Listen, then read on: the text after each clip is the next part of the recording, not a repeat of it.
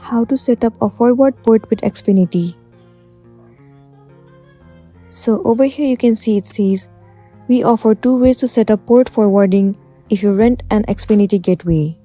So let's see how you can add a port forward to your Xfinity.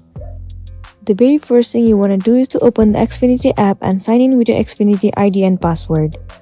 Select the Wi-Fi tab, then select View Wi-Fi Equipment, and then click on Advanced Settings.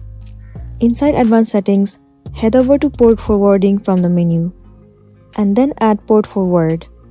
Well, if you have previously set up a port forward from your Gateway Admins tool, you should see it listed in the Port Forwarding settings.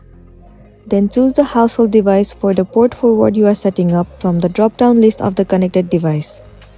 And then choose from the list of common applications to use a recommended present configuration, or select manual setup to enter specific port numbers, range or protocols.